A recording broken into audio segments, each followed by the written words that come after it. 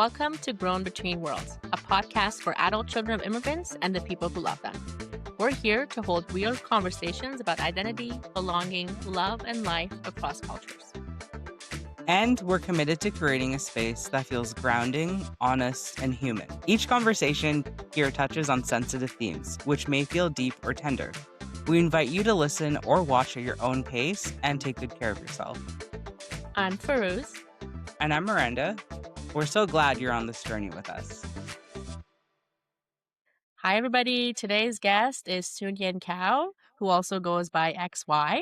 They are a psychotherapist, community engagement facilitator, and emerging artist who is deeply passionate about forging connections among individuals and communities through relational and multidisciplinary approaches.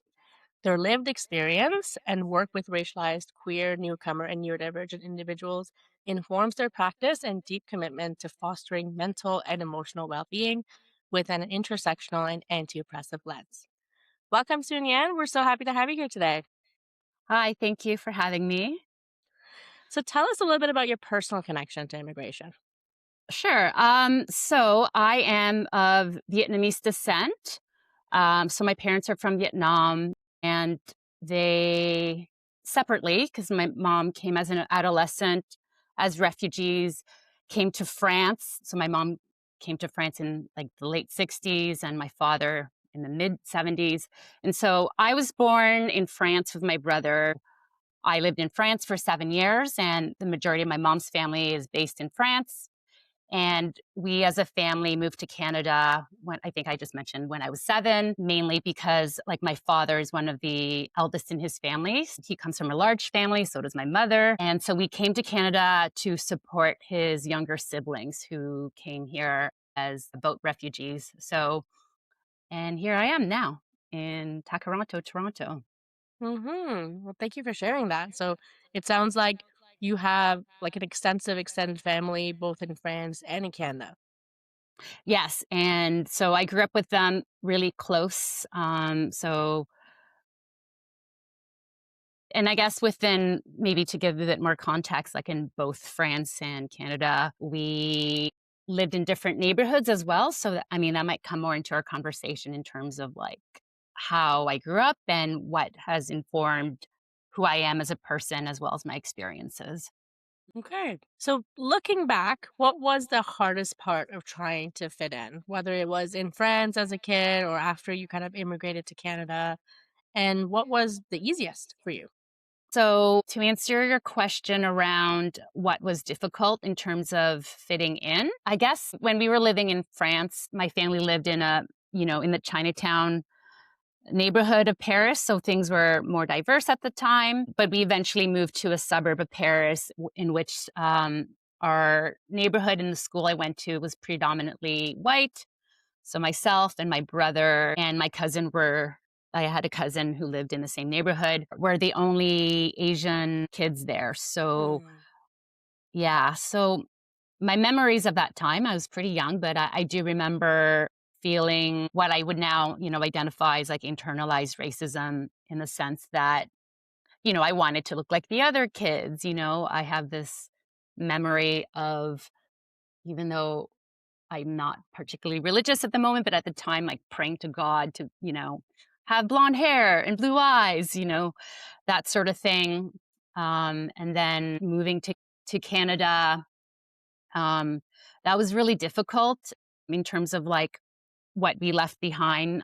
So I mentioned like my mother's, family. So I was really, I grew up really close to my cousins. Like we would see each other, once a week. We would all gather at my grandmother's house. The difficulties that come with like learning a new language, and seeing also like my parents having to start from scratch again. So in terms of building their careers and learning a new language, because things were much more, what felt more stable and established when we were in France. My parents were there for a really long time. And just also, I guess, grieving the life that, I might have had we stayed in France. And then in Canada, initially, we lived in in a mixed neighborhood. that was also low income, and, like, we shared a house with some of my other cousins and aunts and uncles, so there was a lot of us in a house. I think there was, like, 17 of us at one point, and then we eventually did move to an area which was also, again, predominantly white, middle class, so the schools I went to, I think I was 9 at that point, were, a bit it was interesting just trying to fit in that space, again, like, there weren't any other Vietnamese kids or French kids, right? So I think one of the most difficult parts about fitting in was, I guess, because of the way I look, people predominantly will maybe assume that I have stronger connection maybe to the Vietnamese side of myself. And so in a lot of ways, I think that felt, what's the word? Maybe I just didn't feel seen in that way. However, I guess what actually made it easier to fit in was living in France and having been able to already, I guess, also adopt like Western European um, cultural aspects that were more in line maybe with like my experience or the people I was with in Canada. So there's definitely benefits to that in terms of like maybe my proximity to whiteness, the ability to be able to be more flexible. And, I would say social and cultural capital kind of came into that in terms of like having that experience. Yeah, I would also say that I think at the time, it made it maybe harder also to feel like that I necessarily had a very similar experience. Like, I guess maybe I would say like my cousins in Toronto or Toronto. At the time I didn't feel, Vietnamese enough in a lot of ways. So, in terms of languages, my French is a lot better than my Vietnamese, even though I understand it. And I grew up in a household where we spoke mixed languages, mostly Vietnamese and French. Now English has become more common. So when I see my family, it's like a mix of all that. I feel like we should have a new language. I don't know what it would be called, but yeah. Yeah. Well, it sounds like there's been like multiple experiences of movement and displacement and in your life, especially at a very young age, right? Hmm. And like big, big, big changes and transitions for you. And the grief that you mentioned that kind of comes with any kind of a transition, but especially when you're so young, leaving behind the kind of comfort of a world that you've come to understand and rely on, and have to kind of rebuild that, but then watching and witnessing your parents completely rebuilding their lives from scratch in Canada after being settled in France. Yeah. Yeah, it was very difficult, and I feel like that grief actually lasted a really long time in terms of, affecting me emotionally and mentally. I felt that I held on to that for a really long time, years, and I feel like it only took maybe, I'm in my 20s to even sort of start letting go of that. There was a lot of, like, the what ifs, what if we had stayed in France, Maybe I would own a house. Things like that, or just even more curiosity around like what kind of person would I be, given that I feel that our lived experiences inform a lot of the way that we might be. I suppose I would also ask myself questions around, if my parents hadn't been refugees and like hypothetically, if they somehow found each other, even though they lived in different cities, what would life be like, if I grew up in Vietnam? Yeah, there's these imagined versions of our lives, and these like stories that we build, these visions that we build, that so much of the grieving process, I think, is finding ways to let go of those visions and those dreams and kind of come into the reality of what we're experiencing in our lives, wherever it is that we have settled. Right. How was your experience? I think I can really relate to that experience of the grief lasting like over a decade after we kind of came to Canada, and we came from Iran through Turkey. Mm, And so I was 9 years old when we finally settled in Toronto as well. And it, I think I didn't fully understand that mm, this was permanent at that age. I really didn't understand it as something that was going to be permanent. So in the early stages, I think there was points where I kind of felt that it was like maybe a little bit of an adventure. And so it wasn't, I think, until we settled here and I started to kind of like go to school here in Canada that I started to realize, no, this is forever. Like we've left um, all of our extended family behind, and based on kind of like my family's financial circumstances, we didn't have the ability to kind of go back to visit regularly either. And so I think in the entirety of like the nearly 30 years that my family and I have been in Canada, I think it's been only like 5 times, maybe max, that I've actually gone back to visit Iran. And Right. each time that I have has shown me how much I really don't necessarily belong there, and that it's not the place for me. I think the first time that we went back was probably the most shocking experience because I had spent about 5 years, 5, 6 years waiting for kind of this reunion with family, this reunion with kind of a place that was part of like my nostalgic memories. And I experienced actually a lot of grief during that like multi-week first visit, and shock, just realizing, oh, I don't belong here either. I don't belong in Canada. I Right, can't fit in exactly. well. And apparently I don't belong here either. I don't fit in the way that I assumed that I would with my family. Yeah, so you were about 14, 15 when you went Yeah. back to visit. Yeah. It's interesting that you say that. So, in terms of visiting, going back to France, I got to go a lot more when I was younger. And so my memories of that were actually pretty wonderful. So again, I have like a lot of first cousins, like both families. Like I have over 40 first cousins. I can't even, I've stopped counting. Um, so like over time, I've noticed that I felt less and less that I belonged.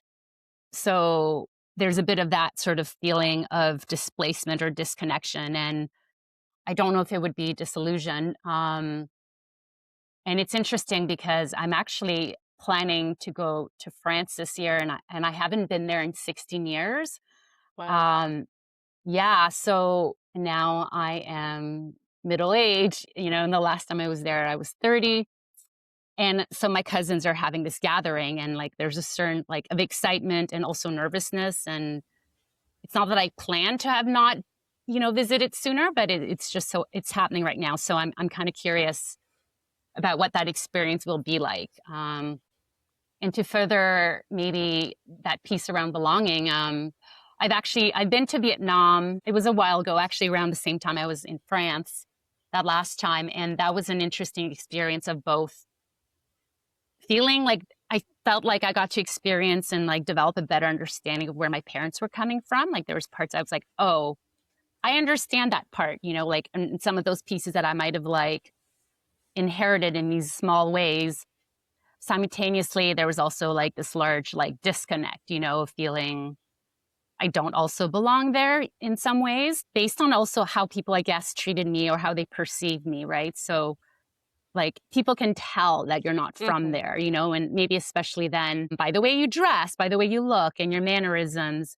And so it was interesting to see that. And even like reflecting on this piece around belonging in Canada, like my cousins who I am close to and I would see a lot.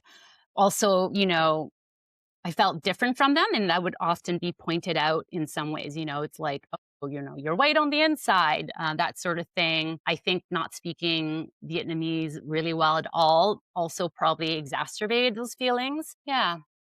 Yeah, I can definitely relate to that. And especially the kind of being perceived as not belonging, even if you might kind of look on the outside like you do kind of belong because you kind of can, maybe there's an assumption, or at least it was my assumption, that it would be a bit more of a homogeneous kind of a society and that like I would look at least like other Iranians.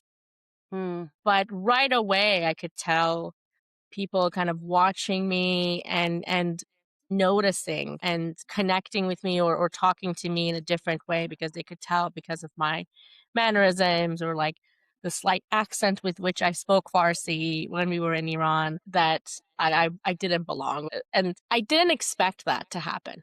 I really didn't expect that, especially the first time. And it made me feel similar to being watched when we kind of first came to Canada and arrived here, and people noticing that I didn't necessarily belong here, especially if we went to smaller towns like around Toronto to kind of see other Mm, maybe family friends, especially in those smaller towns where it was predominantly white. I definitely felt like a lot more kind of watched and perceived as not belonging. right. And what were your schools like, the schools that you went to? So my family kind of settled in the Scarborough neighborhood, so it was very much like a predominantly multi-immigration, immigrant, multicultural community and neighborhood. But there weren't that many newcomer kids in the schools that I was going to. There was a lot of kids of immigrant descent and a lot of racialized kids from all over the world, but not necessarily too many newcomer kids, especially around my age. And so I felt really alone in that experience. Right, right. Yeah. Yeah. So I had mentioned, we had moved initially to like a racialized neighborhood. So it was very mixed. We lived there for a couple years, and most of my extended family, they're still actually located there. So, moving there and then moving further east to, like I mentioned, like a predominantly white neighborhood, although it's definitely changed now in like North York or that part of North York. First, my parents would drop me off at my, aunts or uncles or my cousins. So it was kind of interesting to live between, and play in these different worlds. Yeah. Um, it was really, yeah, there was a sharp contrast, I suppose. Even in the same city. Yeah. You're kind of Y- like, you had that experience of living between worlds. Yeah. I get that.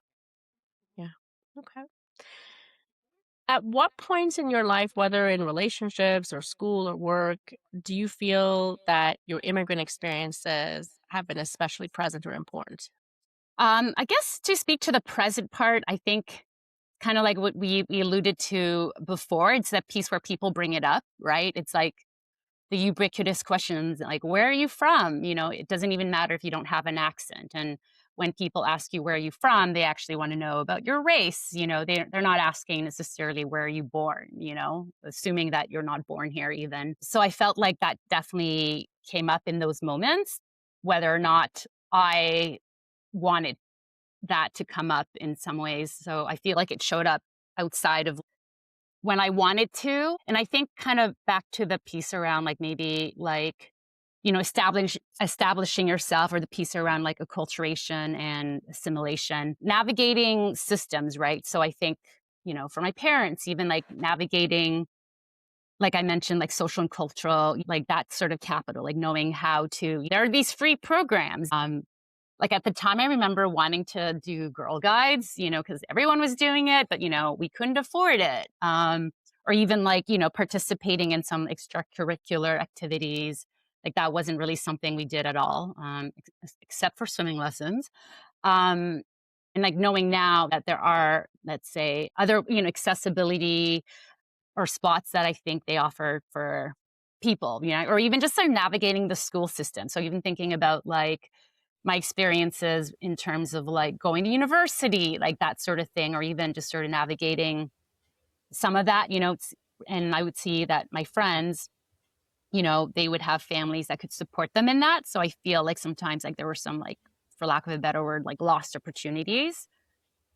But then I guess in terms of like relationships and work, like I think that definitely like shifted and changed over time, right? So in terms of relationships, like I think it was only really, I feel like when in my 20s and like going to university, was I able to meet and make friends with people who had very similar backgrounds or experiences, being in between cultures, being first generation or second generation immigrants. So that felt kind of, I guess that's where I felt like maybe that kind of came up a lot. And also, I guess through my work. So, before I was a psychotherapist, or I guess I still do some of this work now, but like the community engagement work.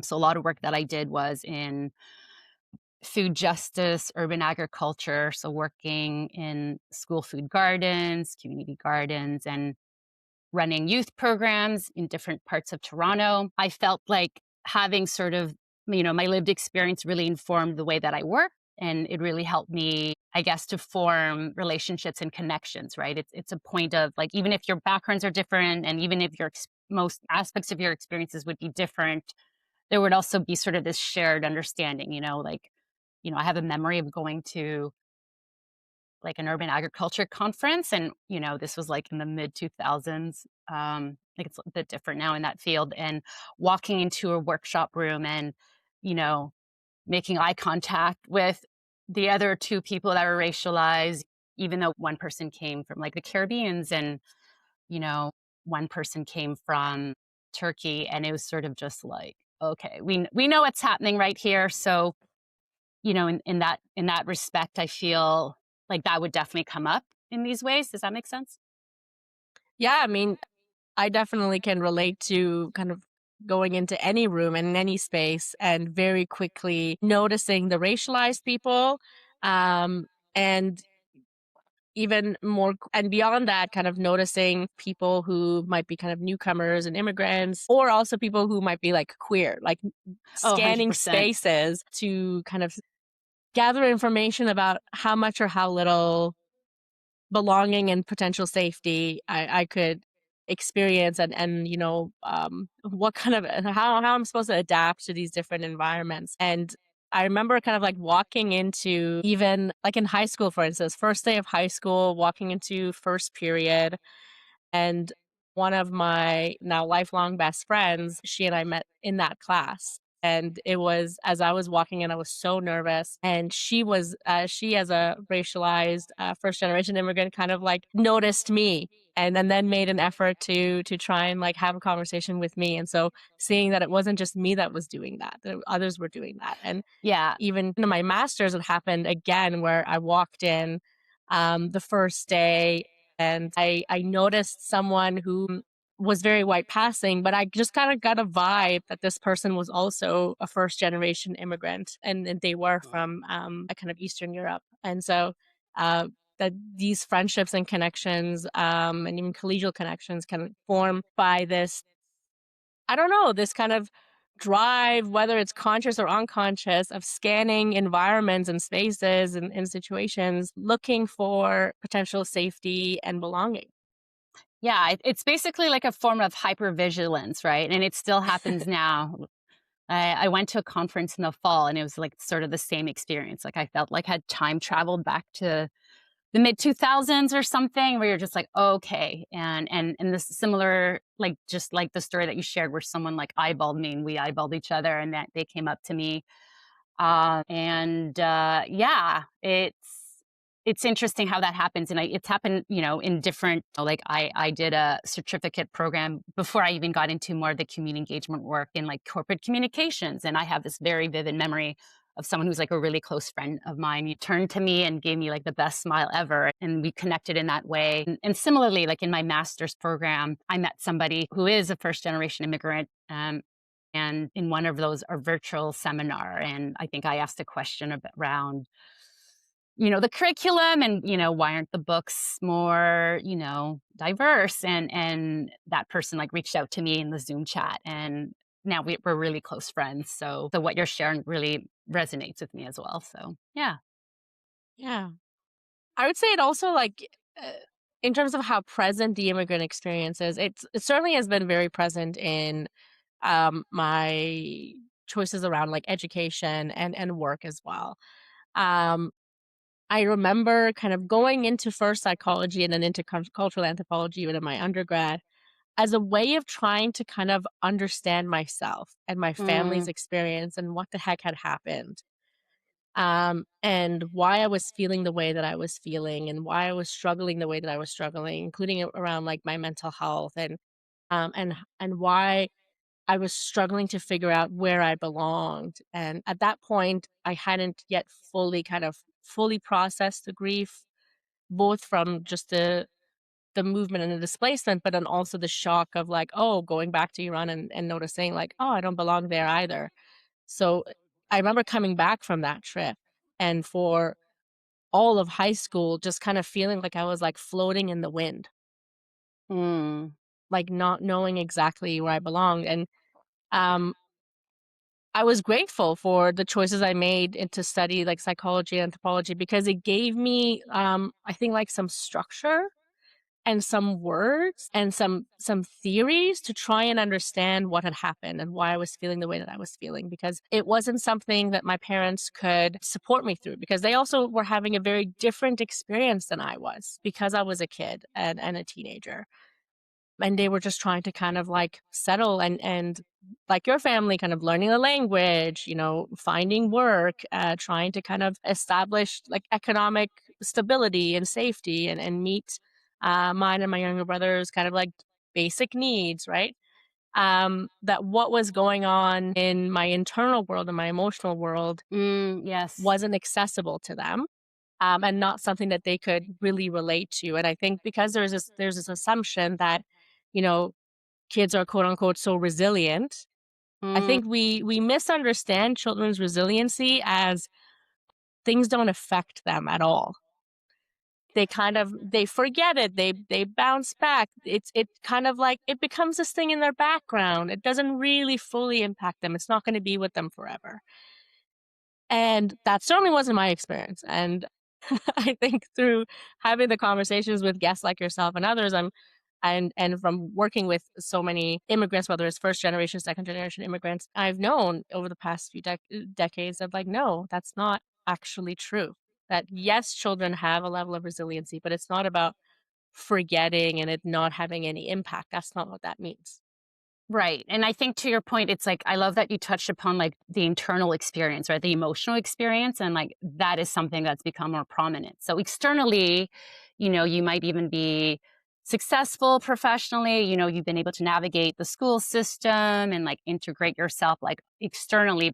However, I think the internal experience, that part is much more, maybe, I don't know if it's more complex, feels complex, at least in my experience of it. Whatever those are, might be feelings of like isolation and loneliness or feelings of shame, and like how much that affects our, not just like our emotional well-being, our mental well-being. It's like, it's interesting to be able to kind of go back and have the perspective that I have now. And I guess the word isn't reframing, but just sort of, yeah, like you said, like getting more of a, like maybe an understanding of what our experiences were like. Yep, yep, exactly. And I think I know I was doing a lot of hiding of what was actually going on in my internal world as well. Because especially being the eldest child and a daughter as well, just like I scan any room that I go into or any situation I go into, I was constantly kind of scanning the circumstances in my family and the changing kind of capacities within my Mm, family as well. And trying to do my best to not be a burden, mm, and not to add to the burden of my family. And so I was hiding a lot. And yeah, I was like a high achiever, maybe overachiever. I was very like focused on my academics and scholastics and I did well. And so I think that was one of the primary ways that I also masked um, all of the kind of internal turmoil and suffering that I was experiencing and everything that I was right. trying to kind of make sense of completely on my own.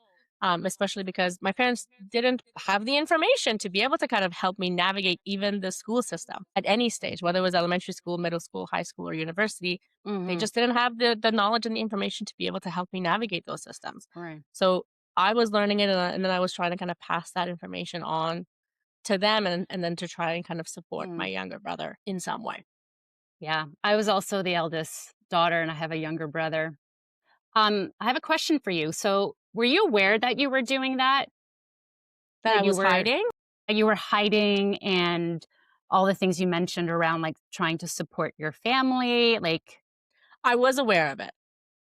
I was aware of it. And um I think for better or worse, unfortunately, it was read and perceived by a lot of people around me as like not caring, being kind of withdrawn, being like antisocial, but it was so effortful. It required so much effort and energy for me to like keep so much hidden and to mask so much and to stay functional. right. Hmm.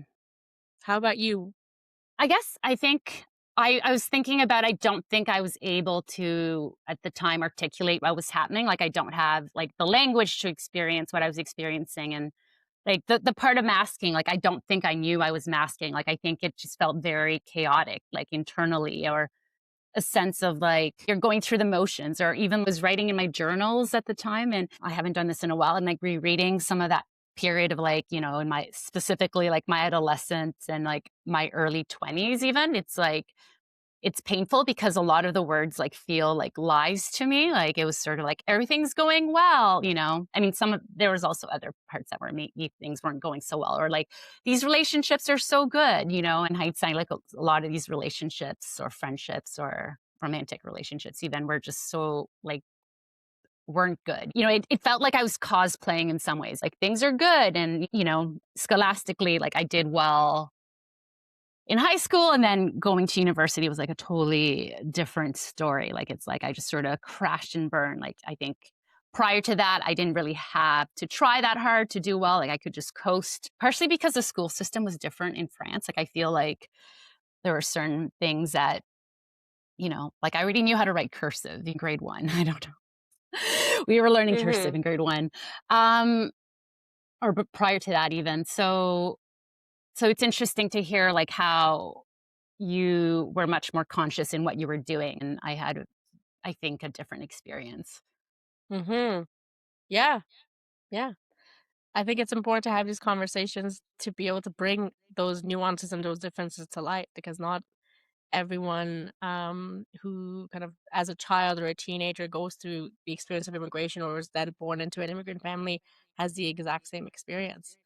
I think I didn't realize that so much of my masking also had to do with my unrecognized neurodivergence Oh, that I did yes. I that I have a didn't lot to even say about that. yeah, that I didn't even like realize until a couple of years ago myself. And now looking back, I'm like, oh yeah, like eh, in some ways, it was maybe even like a superpower that I could mask and camouflage to the degree that I could, to kind of stay functional and to not um and try to kind of minimize as much as I could the impact that I was having on my family. But it could also be like my own delusion that I had no impact, that my masking had no impact. I think the impact that it did have is that because I was kind of seen as withdrawing and being antisocial, like it was affecting kind of my connection within my family or even with like other family friends, etc. Because I just didn't have the capacity to socialize, and I didn't know how to socialize without the truth coming out, because I'm generally like a very honest and transparent, maybe even like blunt person. And so like the the kind of camouflaging and masking took so much energy and effort. I had no spoons left to be able to kind of socialize. Right. So when you mentioned being antisocial, was it like you just spend a lot of time alone? You didn't go Yeah. out, like, Yeah. I spent both a lot of as time alone. Yeah. as Even an as a kid, as adolescent? a teenager. Right. Yeah. Yeah.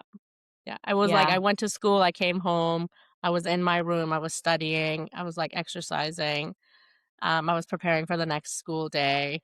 I I'm much more of a homebody in general, so I wasn't even like the kid that was like going outside to play when I was younger or older. So yeah, I spent a lot of time alone in my room. Yeah.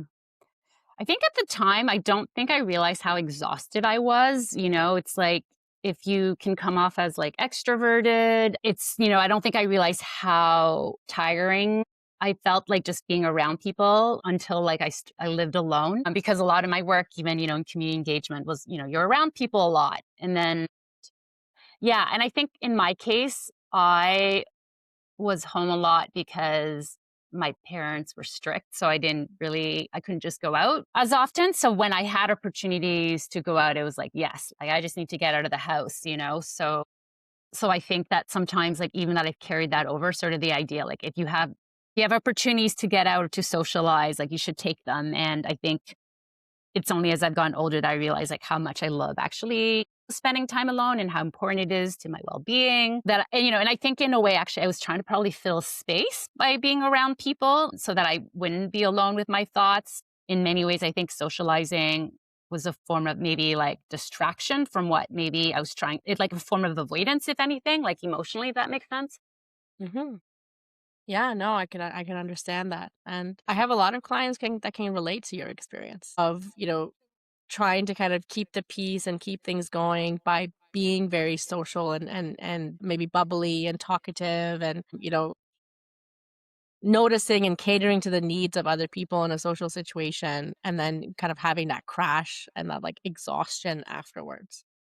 Yeah, it's like a form of responsiveness, I suppose, and I'm sure like some people pleasing tendencies, um, which yeah, it's interesting to think about that in the sense that also it's like maybe there's a bit of like what's real, what isn't, am I being myself? Not that I was necessarily consciously thinking about that at the time. It's only more now that I'm much more, I guess, attuned with my feelings and my emotions and what my relationships are like what fills my cup, like what makes me feel cared for and calm and seen, that I can mask a lot less, like that sort of thing. Like that's, like you mentioned, like the experience of being neurodivergent, right? So it's like thinking about like, even there's this question around like how much is your immigrant identity like really present? And I think for me, it's like, you know, identity is so much more than that, right? Which I know you've alluded to as well, right? It's like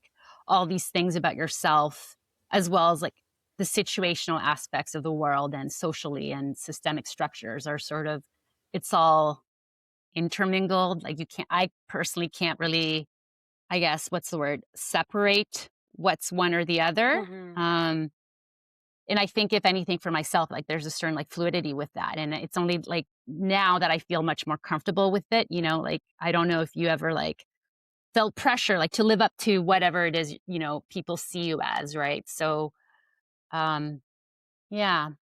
Yeah, I think, I can understand that for sure, and, um, I think training to kind of come into the world of social work or social services in general, and the jobs that I have had over the past, like, over a decade and a half or so in this field, there was a different kind of now looking back, I'm noticing there was a different kind of masking happening.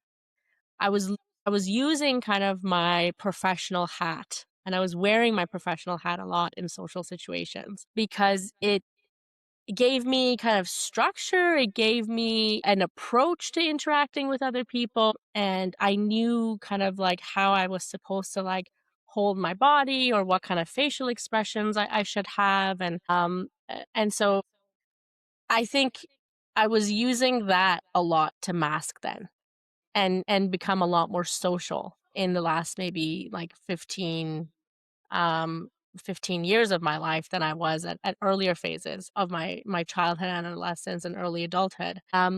And I actually experienced so much more exhaustion and like the social burnout as a result of it that I Of like need of like professionalism, like that part of, is that what you mean? Or yeah, but I mean I guess it's kind of like it's a good question. It's like wearing this like social worker, therapist kind of a persona and interacting with people in that way, whether it's in professional situations with colleagues or clients, or even like in my own personal life, frankly, right? That it can be a little bit easier for me to figure out how to navigate a situation or what other people like expect of me, of like how to show up if I, wear that hat.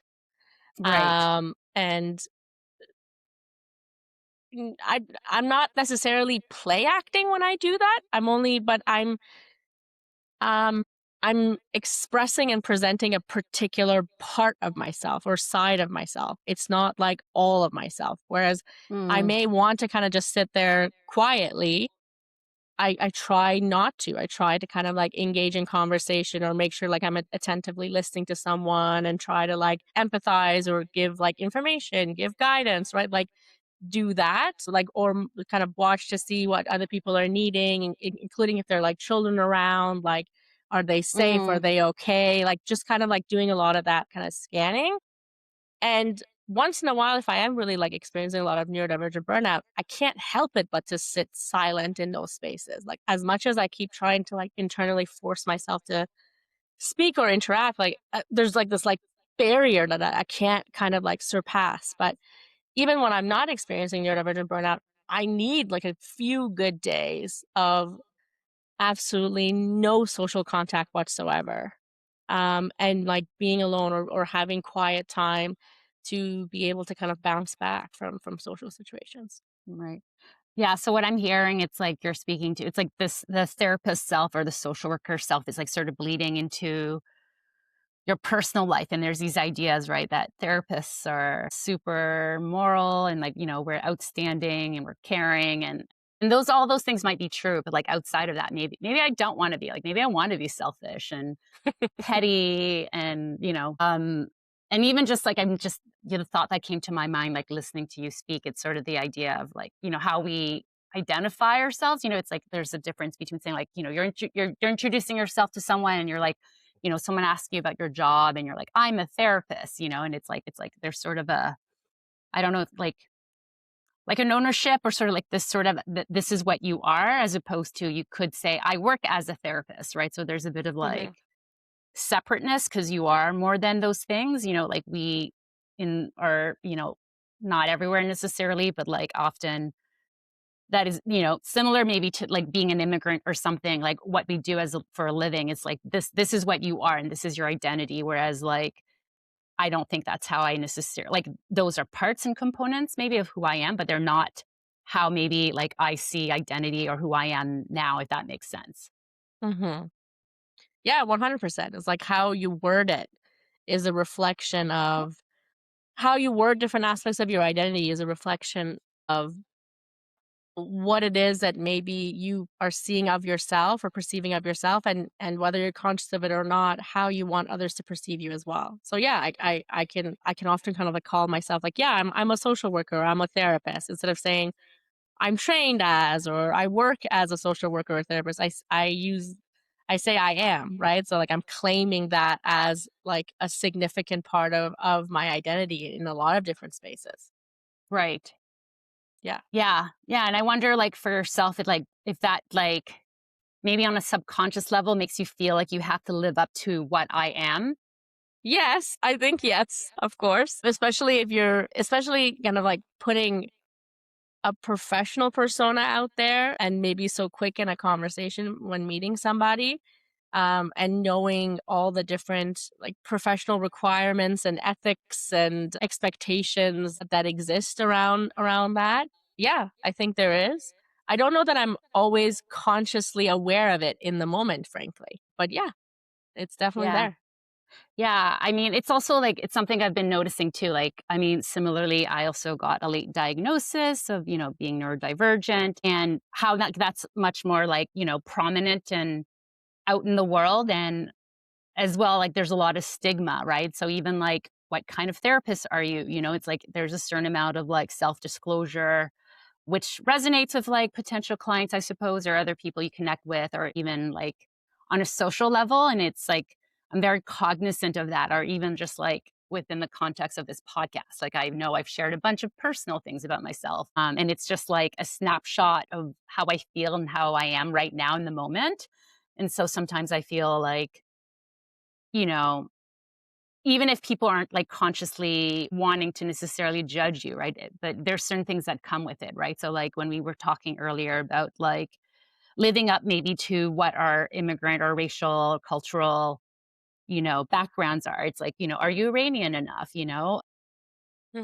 Whatever that might be, am I Vietnamese enough? And anyways, I think getting slightly off track maybe, but like thinking about like I guess there's a bit of a I guess maybe sometimes I have difficulty with saying what, these parts of myself, even though like it's like, yeah, I want to destigmatize this idea of being like neurodivergent, for example. Or I also came later into understanding what my queerness is like for me and living up to what being queer means. You have to have the experience or like of it, and especially if you're not necessarily seeing yourself as like a lesbian or something.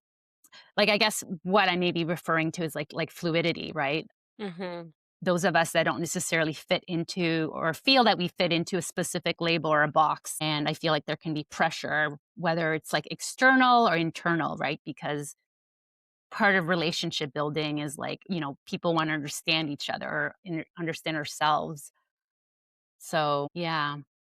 Yeah, I hear you. And I can relate to that. I don't think I've ever felt Iranian enough, quote unquote, or even quote unquote queer enough. I don't even necessarily feel like I'm quote unquote neurodivergent enough because Mm, I pass so much, or I'm seen as like relatively like functional or with very little support needs, or there's those assumptions perhaps from others. And maybe kind of presenting myself as I'm a therapist is because maybe in that area of my life I actually feel like, yeah, I am therapist enough or social worker enough. right, right. Yeah, and it's interesting to see like that interplay, being like neurodivergent and a therapist, and then, if your clients are also predominantly neurodivergent, like I find it I mean, I actually love it a lot. Like there's just sort of this Mhm. sort of like understanding, or like, you might have sometimes clients be like, "Oh, I'm going off track. Like, what was I talking about? Like, are you understanding?" And they look to you. And I'm like, "Yep, I know exactly. I know what we're on. Like it totally all makes sense to me." Right. And there's like a sense of relief that you might see with them, and like thinking about that sense of relief, when I guess you feel like you belong, and I see that in the relationships I've really like built over the years, right? I guess these points of commonalities, I guess. Yeah. Yeah, I think I have a similar experience with my clients of whether they're talking about like their neurodivergent experiences or the way that they speak and express themselves as a neurodivergent person, they're worried that I'm not gonna understand it. Or whether they're talking about, like, their queer identity or their racialized or immigrant identities, um, them asking, like, "Oh, I'm sorry, like, did I go off track?" Or, "I don't know if that made any sense," or something like that, questioning themselves because perhaps they've had the experience of being questioned or doubted or misunderstood often by others. And I like being able to say, like, "No, I'm with you, following what you're saying. That all like you said, that all makes sense. Yeah, that's all connected to each other." Mhm, mhm. Yeah. And yeah, and like, speaking like all those those intersectionalities of that, right? I've been thinking a lot about, you know, how there are very little resources in terms of like or narratives or books or like but the experience of, let's say, I'm just gonna pick a couple things, like being Mhm. neurodivergent and racialized, it's like all the books are written by white people, or even like, now there's more, not enough, but like research on like the experience of being female, like assigned female at birth, and like what it like how does ADHD present itself based on those things, or even like reading memoirs. And it's like something I've been really wanting to see more of, and not Mhm. seeing that. Um, Yeah. I'm hoping this podcast will be able to help a little bit with that conversation, right? Like, to kinda be bringing these narratives into that public discourse in a way that you're right, it's missing in a lot of the literature and resources that are currently out there. I think it's mhm, changing and evolving, but it's still, mhm. like, slow and steady. Yeah, it's pretty slow. Yeah. I feel like we've already touched on the code switching, but I wanna ask if you want me to ask about that because you wanna mention something specifically.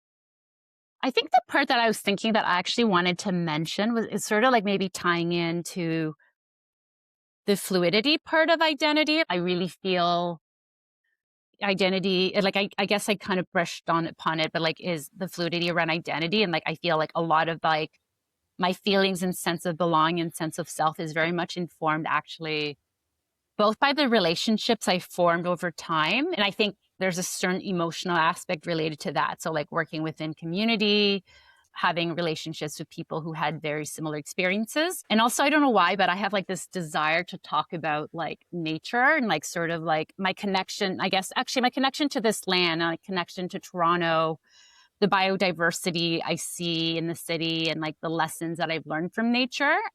So like a lot of the things that I do, like I really feel connected, for example, to like the Toronto Islands. And it's something that's really become more prominent, especially like during the pandemic. And like a lot of the work that I've done, like in community engagement, like a lot of it is like related to earthwork, and so in a lot of the community gardens, for example, like learning a lot about different foods and like different like gardening techniques from around the world, and like working with like my indigenous friends, and sort of like connecting to this specific land. And but also, when I say connection to nature, it's not just the beauty, it's also like the ugly sides of it, right? It's like there's pieces around like letting go, or displacement and dispersal of seeds, and the seasons, and sort of, it's, I guess part of it is like becoming kind of present. Like I think nature and my connection to it, and those relationships and sharing those experiences with people, like has really made things more present. So like presence in terms of like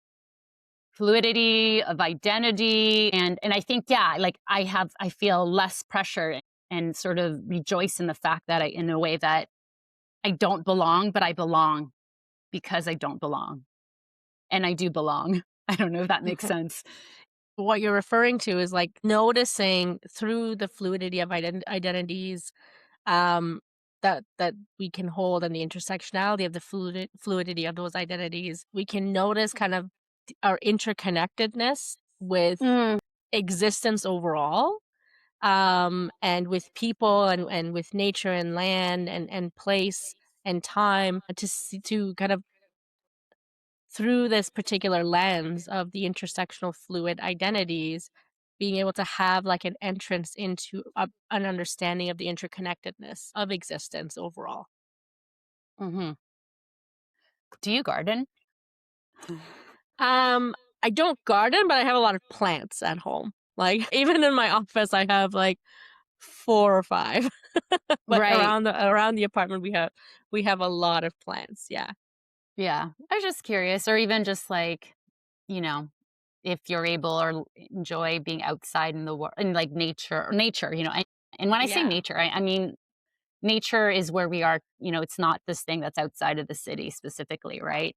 Yeah, yeah. just sort of being connected or in relationship with it, right? Like there's so many lessons that come from nature, or and being in relationship, right? So, it's so interesting to see like the learning process that comes being a therapist, working as a therapist, like the things that you learn from your clients, or like how it makes you self-reflect about yourself. And so I feel like a lot of that, what I gained a lot from my community engagement work was like a lot of that, like learning and also being challenged by things. So, like challenging, for example, my internalized racism, or like feelings of shame around that. And even just sort of, even, yeah, my own ways that I've internalized racism, towards other people, right? So it's like back to intersectionality, like being aware that like we use the umbrella term of racialized, but like there's going to be differences, and there's certain privileges that I hold comparatively to other people because I'm not black and brown.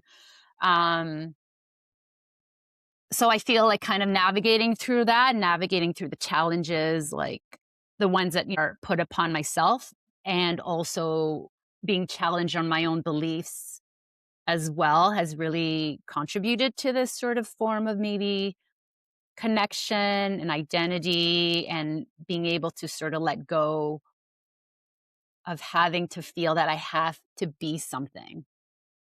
Mhm. Mhm. Yeah. I can say for me, like I definitely feel the most sense of belonging and groundedness, just belonging to life when I'm spending time in nature. Mm, Whether it's like locally spending time in nature, or even when I travel across the country, or travel internationally, when I'm spending time in nature, and also whenever I'm visiting like ancient ruins, mm, or kind of indigenous spaces and places, is where I feel the most sense of belonging. mm, Yeah.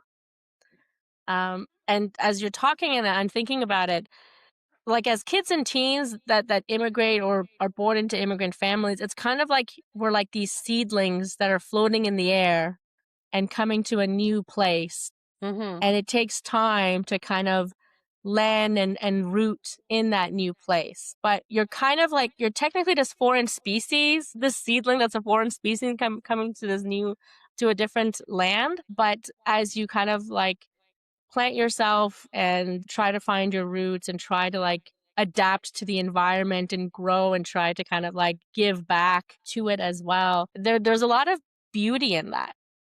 There's a lot Yeah, of beauty in that, and there's struggle in it too, for sure, right? Because that adapting as a foreign as a like a foreign seedling into, a new land that you're trying to figure out and that every other species around you is trying to figure you out too is an interesting dynamic. right. Or even just like like conceptualizing this idea of like foreignness or like what is natural or like what is native, right? Or the language that we use in terms of conservation, like this is an invasive species, just as an example, it's like honeybees. They are not, they're not from here, right? But they've become like naturalized. Or even just thinking about foods, right? It's like when, we think about tomatoes, like what's the first country that comes to mind? We think of it as, an important part of like Italian cuisine, but tomatoes are from, I guess, Mesoamerica, same thing with potatoes, just even like thinking about, I guess, again, like lessons from nature, just how we conceptualize like who belongs, who doesn't belong, or even just sort of thinking about why are these seeds here? Just, I guess, maybe in the same way that we associate certain characteristics with certain plants, based on how beneficial it is, or just maybe not even recognizing our part in it, if that makes sense. So, as we wrap up our conversation, I'm wondering if there had been a guidebook for immigrant kids and teens, what's a piece of advice or wisdom that you would want included in it?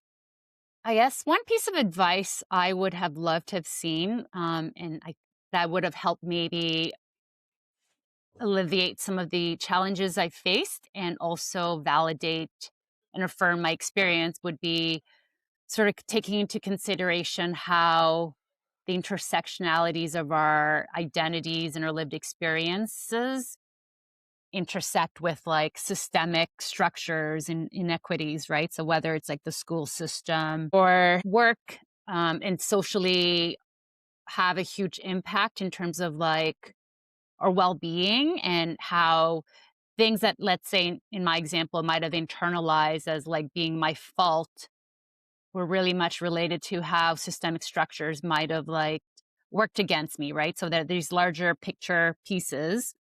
And so having that awareness, I think, can maybe help us process certain things, but and also, I guess in terms of not just like bringing awareness, and there might be aspects of like advocacy related to that, right? And so, having or learning to advocate for ourselves or our families, making space for ourselves in places that maybe we don't feel wanted in. And I think also like related to intersectionality, that, I feel that our identities are fluid, and that we can ourselves reconceptualize like what it means to be something, right?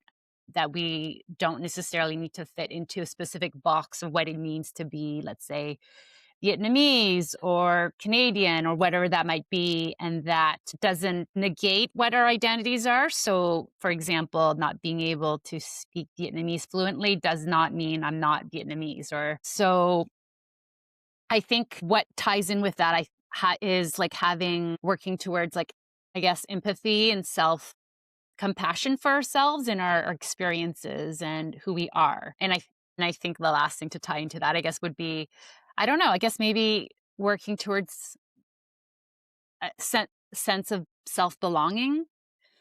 Hmm. Yeah, I love that. Eh, I don't think any of us are really taught necessarily. I mean, maybe it was in our generations, in older generations, like the concept of intersectional identities wasn't really taught to us at a young age. That there are these different aspects of our identity, and that they interconnect with one another, and Hmm. at different points in time, different aspects of our identity are more important to us, or become more prioritized or more pronounced than Hmm. others, and that um, others may not necessarily notice the nuances of the intersectional connections of the different parts of our identities, but that based on these different identities, whether they are a priority for us or not, we can also be perceived or misperceived by others and judged. And there could be like prejudice and discrimination that we might experience in different situations and in our interactions with different systems as well. And that it takes time to learn the skill of self-advocacy, and sometimes when you immigrate as a young person, you have to learn that quickly, and sometimes you kind of have to learn that on your own, and hopefully you have some supports around you to guide you through that. But it can also take time to kind of practice that self-compassion, that self-acceptance of Hmm. all these different parts of one's identity and the fluidity of them all, how they all change and continue to grow in different ways. Yeah. Yeah. And it's not just necessarily just challenges, but that I think that there are opportunities in there as well. Hmm. There's beauty in intersectionality and recognizing the complexities of who we are, and that, like you mentioned, like we can shift and change around that,